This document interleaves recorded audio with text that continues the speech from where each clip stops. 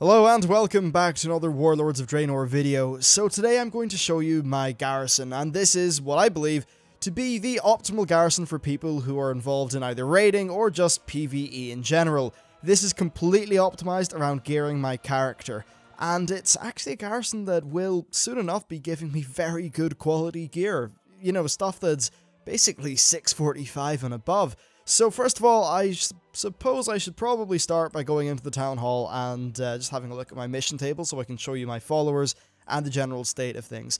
You'll probably see, and once I just get up here, that in general, oh wait, 2 things to collect. Lovely, I'll just zoom through this very quickly, there we go.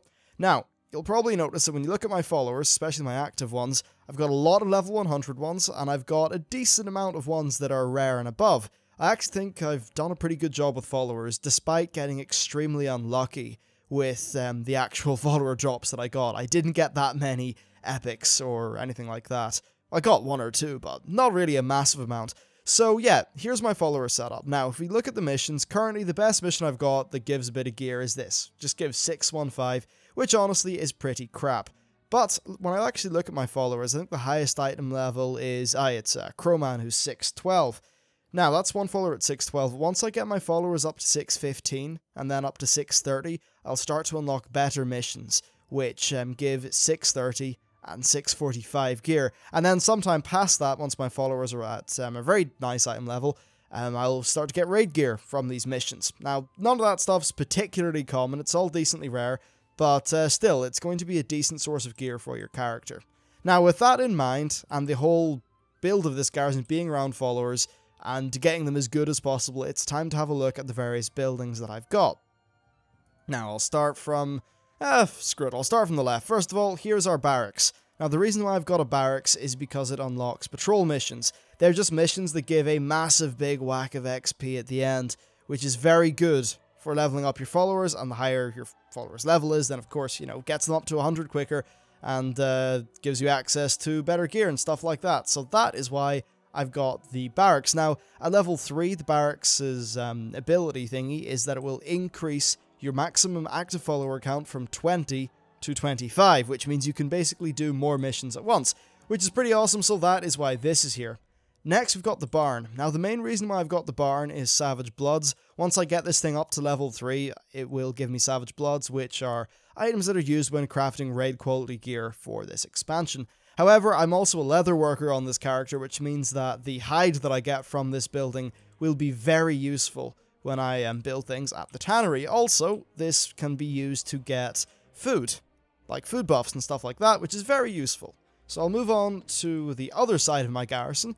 First of all, here's the Dwarven Bunker. This is a pretty awesome building. First of all, it will give you 1 free bonus roll per month. Not per month, per week. Per month would be terrible. Yes, 1 free bonus roll per week, which is handy. And then the work order for this building has, well, it normally gives you Iron Horde scraps, which are used for the transmog vendor, but more importantly, it's got a chance of giving you armor enhancements and weapon enhancements for your followers, which are extremely useful and will help you upgrade your followers' item level, which is, of course, what gives you access to the tougher missions. And then finally, here is the Lunar Fall Inn. So this is really for 2 reasons. First of all, garrison or dungeon missions. I'll be doing dungeons anyway, so some of these missions are handy, and a few of them give you bags which will actually have a chance of giving you even more dungeon gear, so that's handy enough. Though the main benefit is that at level 2, you are able to talk to this NPC once per week and choose a follower. Now, you're actually able to determine what either a trait or a ability that you want from that follower, and you'll get a choice of 3 random followers with that trait or ability. You can then select one of them. So that's very handy. I would recommend selecting a follower, at least at some point, with the scavenger skill, and then also the one that makes them faster on missions, like the one with the horse icon. They're very handy. Now, quickly just moving on to the small buildings, we have, of course, got the salvage yard. Do I have any salvage on me to open for you? No, I don't. But basically, whenever you do missions, you get these boxes, little salvage boxes, and you can open them here, and they've got a good chance of giving you these follower upgrades. So you can get the follower upgrade tokens from A, from missions, B, from this, and then C, from the Dwarf Bunker. All this stuff just comes together to mean that you're going to have really, really well upgraded followers. So yeah, that's what's going on with this building. Now, at level 3, it has a very rare chance of giving you epics, like actual, proper eye-level itemized epics that you can use for raiding. So you can get raid gear from this, but I'd imagine it's just extremely rare, so we'll have to see how that pans out. Next, here's my scribe, scribe's quarters thingy. The reason why I've got this is to make Dark Moon cards, and also it's the profession on my character, so it just makes sense. And then here is the leather working place. This will be used to make crafted gear, which is initially item level 640, and ends up, after 2 upgrades, being 665, I believe. Now, in terms of other things, here's the herb garden. Everyone can get one of these, but it's pretty handy for me because it goes straight into the, the work orders and stuff for the scribe, but also some of the herbs are used with the daily cooldown for leatherworking, which you can see there. Today it's Gorgron fly traps. Now, I also, of course, just have got all these buildings going on. The mine's not particularly useful to what I do, but I still do the mine all the time, and the reason for that is Apexis crystals. You can get some Apexis crystals in these work orders, which is handy, plus the ore can be sold, and I do have a blacksmith, which is another character, so I can ship that all off to the blacksmith. Now, that really, on the whole, is the garrison that I've went for. I feel like it's just very powerful. And certainly in comparison to a lot of the other people that I know and people in my guild, I think I'm further on ahead than most.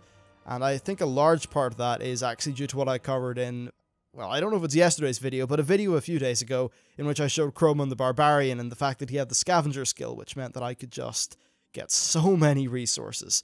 So yeah, that's what's going on with the garrison. I think it's a pretty cool system, and this is what I think is the best PvE garrison. Now, there may be 1 or 2 other building choices that will work for some people, I suppose, but because I've got leatherworking and I craft, getting the Savage Bloods from the barn just made it a very solid choice. I know that some people have actually opted for the lumber mill and also the trade post. I just don't feel that that's necessary because you can get an inn and then just get a follower that's got the scavenging trait, which means that you don't need the extra garrison resources. So that's what I recommend on the whole. I think this is a pretty good build, so if you're a raider, then I'd say, yeah, you can't go too badly wrong with this.